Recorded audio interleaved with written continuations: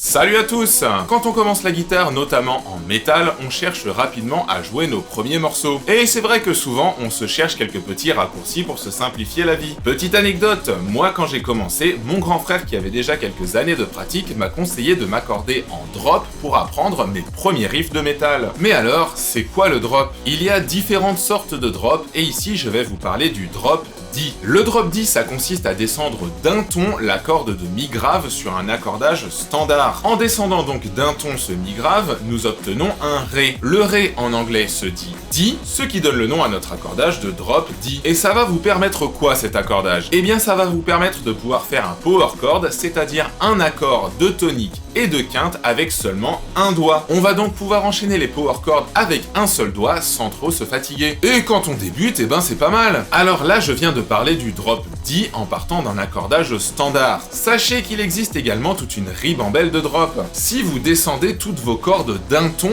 et que vous droppez votre corde grave, vous arrivez donc sur un drop de Do que l'on appelle aussi le drop Si. On peut également descendre toutes ces cordes d'un ton et demi, et dans ce cas-là, notre corde grave de 2 tons et demi, et là on arrive sur un drop B, donc un drop de Si. Bien évidemment, ce n'est pas un accordage qui est réservé uniquement aux débutants, et certains guitaristes professionnels vont s'en servir. C'est le cas notamment de pas mal de groupes de la vague néo-metal. Slipknot, Marilyn Manson, Disturbed, Deftones, Linkin Park, Papa Roach, Limp Bizkit, d'autres genres de métal vont également plébisciter cet accordage. On pourra citer Lamb of God, Alter Bridge ou encore Children of Bodom sur certains morceaux. Des groupes plus expérimentaux un peu fusion comme Mudvayne, mais également des groupes que l'on qualifie plus généralement de rock, Muse, Porcupine Tree, Smashing Pumpkins, et même des groupes comme Slayer ont cédé à l'appel du drop. Dans cette vidéo, on va voir un petit peu la théorie derrière la pratique, et ensuite on va décortiquer 3 riffs qui utilisent le drop. Si ça vous tente, prenez votre guitare, on y va!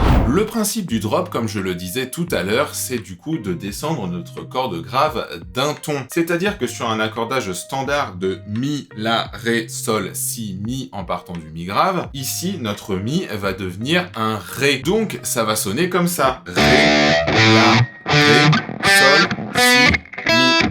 Ré, La, Ré, Sol, Si, Mi. Ici du coup j'ai pris une guitare qui est réglée, qui a été réglée par mon luthier pour être accordée en drop. Effectivement le fait de changer d'accordage ça peut un petit peu faire bouger votre manche. Du coup c'est pas vraiment conseillé de tout le temps passer d'un accordage à l'autre. Donc ma guitare habituelle elle est accordée en standard. Ici j'ai pris une guitare spécialement réglée pour être accordée en drop D. Comme je le disais tout à l'heure, cet accordage va nous permettre de faire des power chords avec un seul doigt. Vous voulez pas un whisky d'abord? Un power chord de Do par exemple, on peut venir le jouer ici, 3e case sur notre corde de La.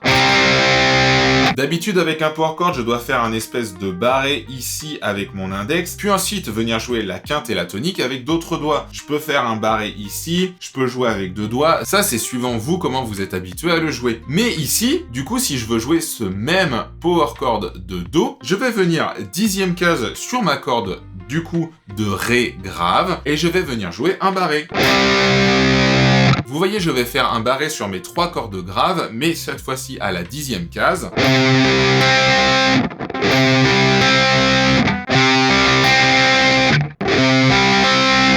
Et j'ai le même accord. Ça va nous permettre de pouvoir jouer des power chords en ne jouant absolument pas du tout notre manche. Démonstration.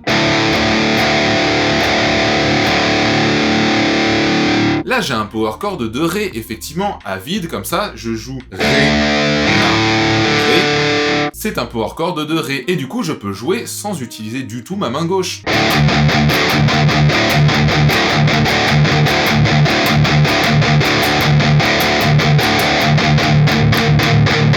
C'est quand même déjà assez pratique. En plus de ça, du coup, je vais pouvoir faire des enchaînements de power chords avec uniquement un doigt. Par exemple.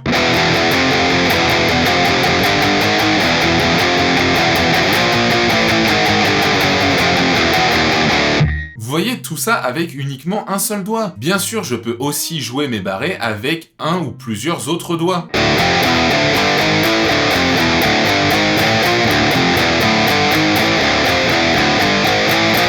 C'est super pratique, ça me permet vraiment d'enchaîner les power chords super rapidement. On peut également faire un truc qui n'est carrément pas possible de faire avec des power chords classiques, c'est de les enchaîner avec des hammers. Par exemple, faire des trucs comme ça.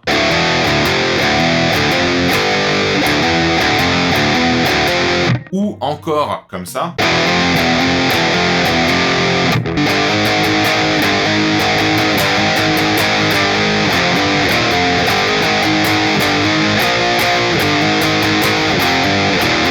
Voilà, ça en jouant des power chords classiques, ce n'est carrément pas possible. Maintenant qu'on a un peu décortiqué les possibilités du drop, je vais vous proposer 3 riffs extraits de 3 morceaux connus qui utilisent le drop.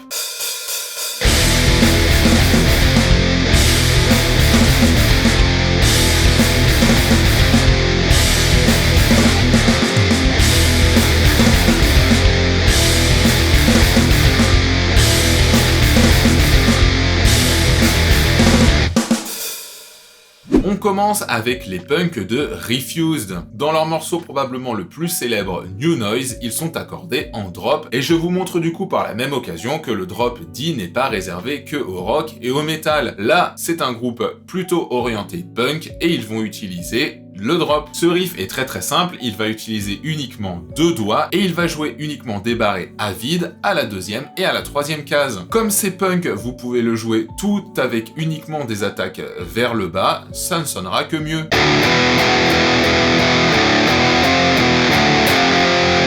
Le concept, c'est qu'il y a du coup des croches que l'on va jouer comme ça.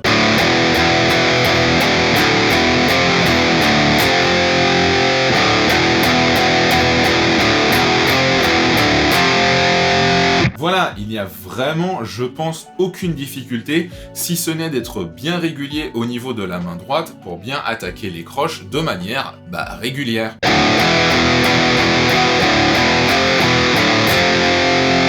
Voilà un riff vraiment très simple, très brut dans son approche. Je rappelle que c'est du punk. L'idée c'est d'envoyer la sauce, la batterie elle tabasse derrière. Voilà, l'idée c'est vraiment un riff très rentre dedans. On aurait pu le jouer avec des power chords, mais le fait ici d'être accordé en drop, c'est vraiment plus simple, vous voyez, pour enchaîner.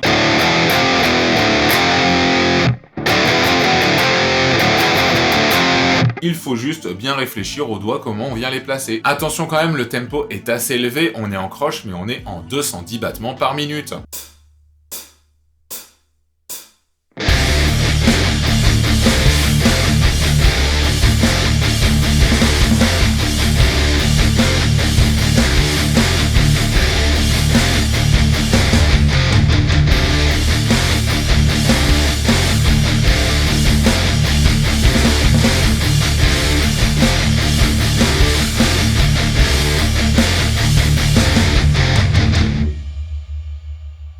Ce deuxième extrait est tiré du morceau Suicide Messiah du groupe Black Label Society. Le groupe de Zakk Wylde est pour moi vraiment la quintessence de ce qu'est le gros métal américain. Quand on pense gros rock US, gros métal US, moi je pense Black Label Society. Des dégaines de bikers, des grosses barbes, des grosses guitares, pour moi ça résume très bien le métal US. Sur ce morceau, Black Label sont donc accordés en drop D. Ça va leur permettre, ce que je disais tout à l'heure, de pouvoir faire des hammer-on en fait. Ici, il va jouer du coup la corde de Ré à vide et il va venir faire un hammer-on de la 3e à la 5e case.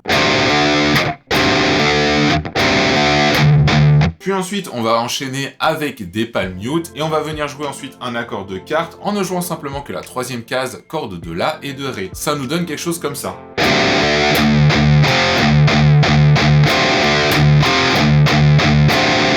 Voilà, attention au rythme puisque ça commence sur le temps avec notre hammer-on.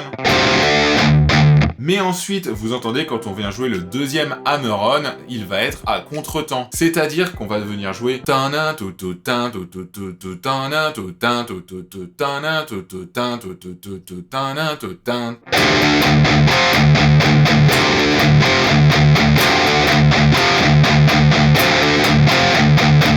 Voilà, encore une fois, il aurait pu être accordé différemment, mais là, le drop lui permet d'être accordé quand même en standard, donc d'avoir ses positions habituelles de penta, etc., tout en ayant ce côté bien grave quand il vient faire la rythmique. Hein. Quand on vient faire le hammer-on ici de la 3e à la 5e case, qu'on vient faire sonner, c'est l'octave de notre Ré.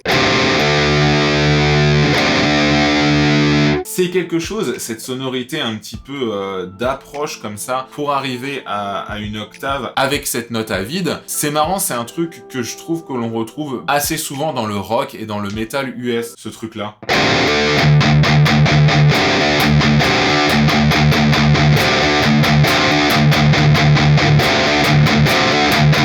Avec l'accord de carte qu'on vient appuyer ensuite, il y a vraiment le côté rentre dedans, quoi. Je parlais tout à l'heure de biker, tout ça. Si vous écoutez le morceau original, on entendait Harley qui démarre au début. On est vraiment dans ce côté gros métal lourd.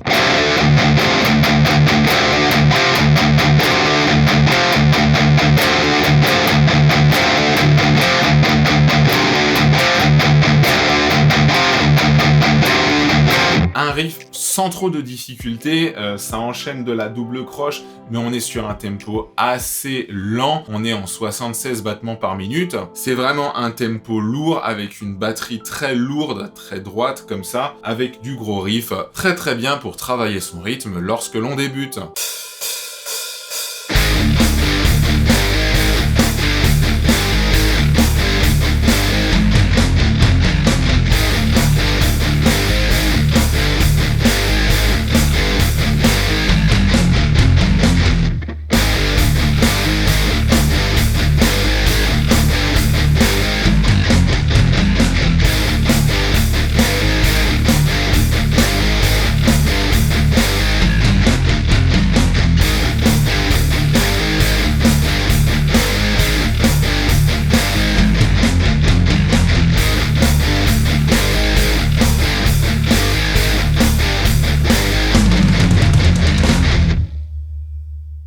Dernier riff qui est extrait du morceau Psychosocial de Slipknot. Alors, si vous connaissez un petit peu le groupe de Des Moines, vous allez me dire « Oui, mais Slipknot, ils sont pas accordés en drop D, ils sont accordés en drop La ». C'est vrai, mais voilà, j'avais quand même envie de vous présenter ce riff, donc là je l'ai transposé en drop D. Si vous voulez le jouer comme eux, comme leur accordage, comme le morceau original, il va falloir descendre tout ça encore pour être accordé en drop de La, qui est du coup vraiment un accordage très grave. Le riff ici va venir exploiter quelque chose dont je parlais tout à l'heure, qui était de venir faire des hammer-on. Vous voyez du coup que le riff n'est vraiment pas compliqué, c'est que de la croche comme ça qui va défiler sur un tempo du coup qui n'est pas trop rapide. On est en 134 battements par minute, mais vu qu'on est en croche, ce n'est pas un débit très élevé. Du coup, comme on est sur un tempo pas très élevé, on va pouvoir tout jouer en coup vers le bas. Et pour la première mesure, on va venir faire ça tout simplement. 6, 5. Donc vous voyez, le 6 et le 5 sont relâchés et les cordes à vide sont en palm mute. Alors c'est vrai que parfois vous le voyez jouer avec des pull-off sur les 6 et le 5, les premiers. Pour moi, je trouve que c'est beaucoup plus simple, beaucoup plus rentre-dedans de jouer toutes les notes. Les deux dernières croches de la mesure, quand on passe du 5 au 6, là j'aime bien le jouer en hammer. Donc ça nous donne ça.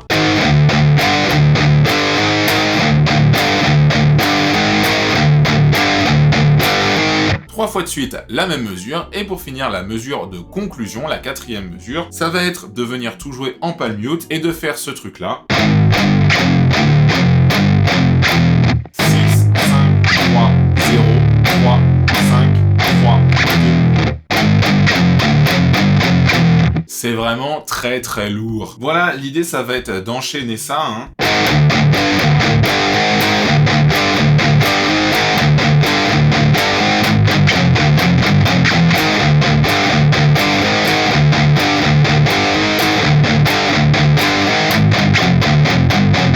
Alors attention, juste la petite particularité, le petit truc rythmique qui risque de vous perdre, c'est quand le chant arrive, on a ce début en plein milieu de mesure, après les grosses notes en palm mute. On laisse juste un blanc et du coup on commence sur le deuxième temps de la mesure.